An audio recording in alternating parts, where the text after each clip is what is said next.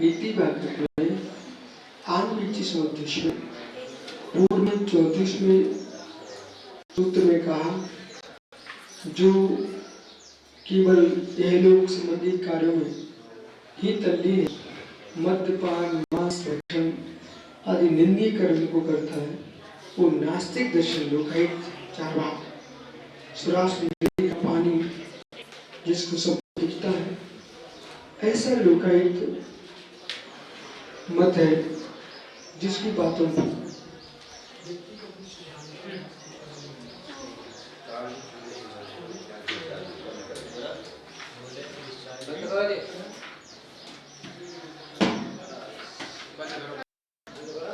बात चल रही थी। ऐसा रहता है, दो प्रकार की वस्तुएं हैं, एक असंस्कृत एक संस्कृत, एक संस्कृत एक असंस्कृत। संस्कृत की बाजार में वैल्यू है, कीमत है, असंस्कृत की बाजार में कीमत नहीं है। जबकि बाजार में असंस्कृत भी आती है तो कीमत उसकी कम आकी जाती है, तो असंस्कृत से ही संस्कृत बनता है। जैसे कि भाषा, काय मोड़ा कहां से आ रहा हूं, तो ये एक असंस्कृत बुंदेलखंडी भाषा होगी। हाँ, वर्तमान की हिंदी परीक्षा पालक बेटा कहां से आए हो आप, ये संस्कृत है, ये संस्कृत भाषा। संस्कृत का मतलब एक जो रूढ़ी हुई संस्कृत वो नहीं है, लौकी सामान्य लौकी असंस्कृत, साग बना दे संस्कृत।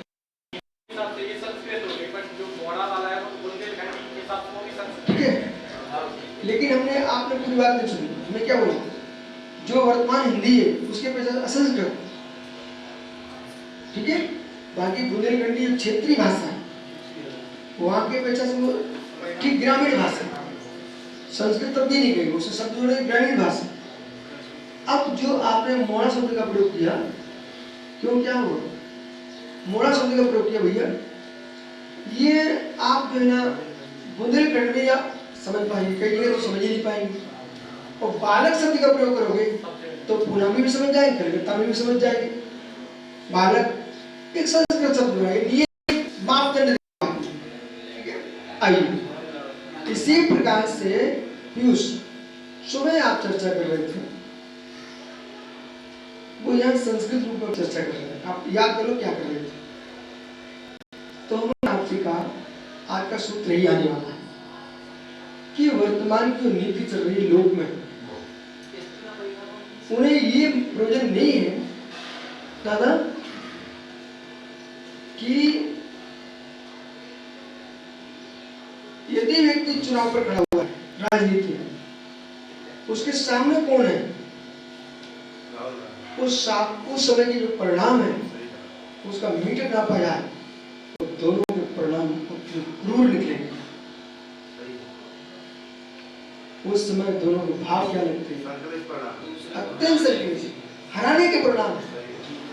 और किसी भी प्रकार से हर जाए, उसको हत्या भी करना पड़ जाए तो अंदर अंदर हत्या भी कर देता है, समझ रहे नहीं आप। बाद में भले तिलक लगा के व्यक्ति हाथ में फिरे, लेकिन उससे लगा कांटा है, जैसे चलते हुए कांटा दिख जाए तुम बेरहमी उठा के फेंक देते, ऐसे आग फेंक दिया था। मैं तो बहुत सारे लोगों को जुलूसों में देखता हूँ कि भाई तुम धर्म के जुलूस हैं तो तुम धर्म के साधु हो, लोगों को कांटा मार के तोड़ के मत फेंको, उस जुलूस में तुम निकाल रहे हो, जनता ना आती, समाज ना आती तो जुलूस की शोभा क्या थी तुम्हारी। तो इतनी ज्यादा लोग आए, ये आगे खड़े हुए, उन्हें प्रेम से दूर करो, ऐसे तोड़ के मत फेंको कि जैसे पथ में आया कांटा तोड़ के फेंक दिया जाता है और जब यह तो आग में फेंक दे सीधा। ऐसी धर्मात्मा जीव है, हे मुनिगणों, तुम्हारी भीड़ में, तुम्हारी जुलूस में, तुम्हारी कार्यक्रम शोभा बढ़ाने के लिए समाज आई है, इसको डंडों वालों से, बालियंटरों से, पुलिस के माध्यम से इसे मारो पिट्टी मत कराओ, न इनको हाथ पैर तोड़वाओ, न गर्दन तोड़वाओ। ये अपने लिए नहीं आए, कोई नहीं पहुंचा तुम्हारे कार्यक्रम में, तुम वहां चिल्लाओ कमेटी से, बोले क्या है कोई भी नहीं आया, कोई भी नहीं आया, और आज लोग दर्शन करने आ गए तो तुम्हें ऐसे फेंक रहे हो। ये जीव है, एक एक व्यक्ति को धर्म मान, धर्मात्मा धर्मात्मा में धर्म रह नहीं सकता है। सुना ना भैया?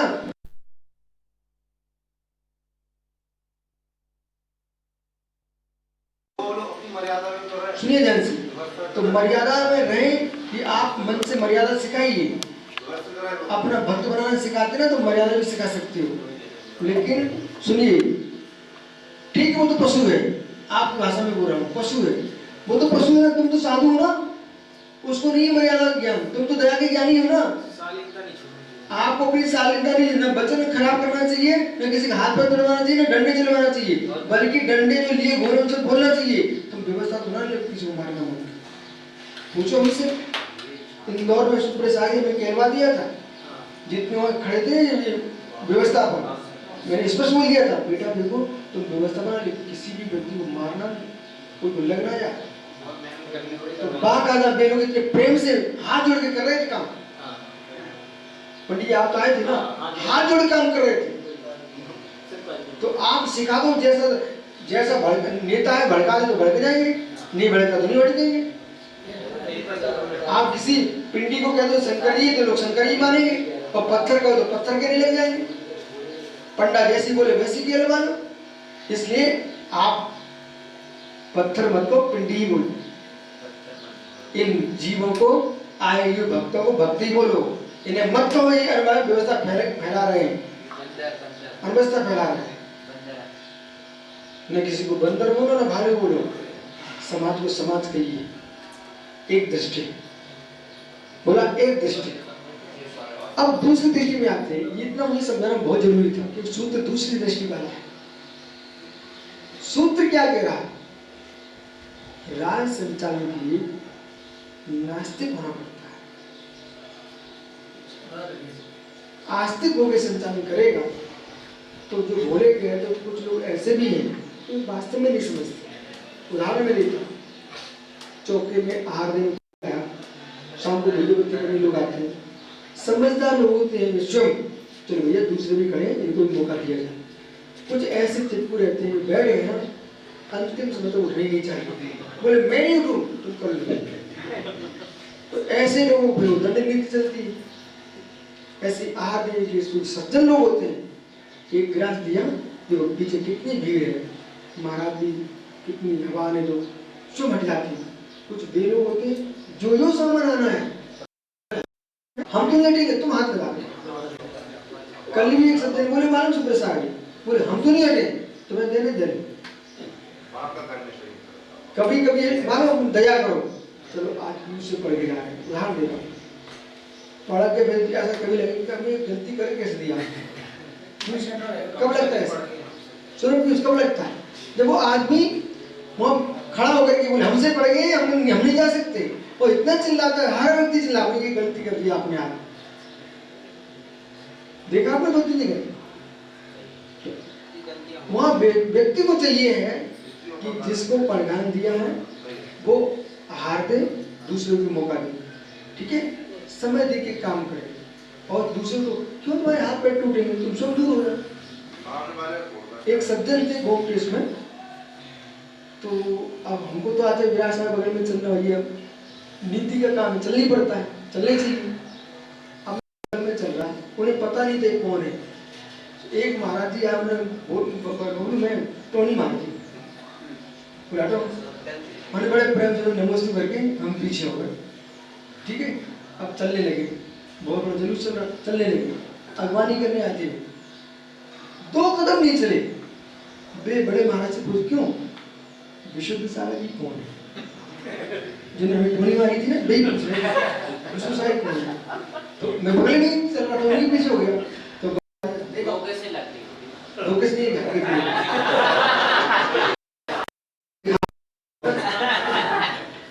अब मालूम हुआ क्या,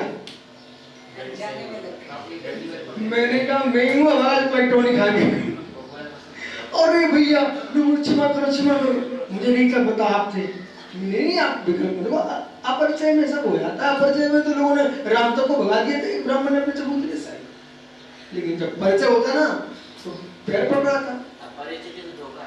ठीक है, परिचय नहीं बढ़ाना, जितना परिचय बढ़ाओगे ना अपने से परिचित हो जाओगे। संबंध दुख का कारण है, समझ में आ रहा है आपको? लोग समय हो गया। लोकायुक्त राजा राष्ट्र कंटक उच्छेदेति।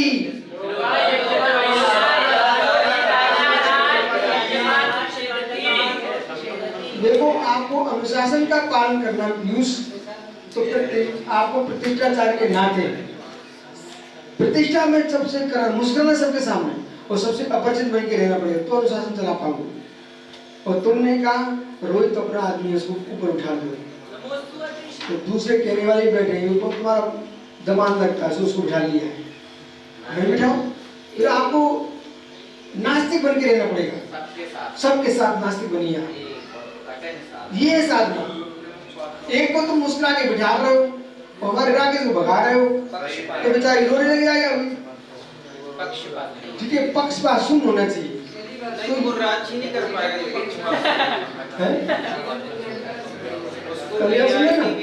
अब सुनिए, लोकायुक्त कोई राजा जो लोकायुक्त के समान होगा, नास्तिक होगा, चार्वाक के समान वर्तमान को देखता है। देखो बोला, ये राजा लोग क्रूर क्यों हो जाते हैं? वे अपना राज देख रहे हैं, उन्हें नहीं परवाह भविष्य क्या होगा।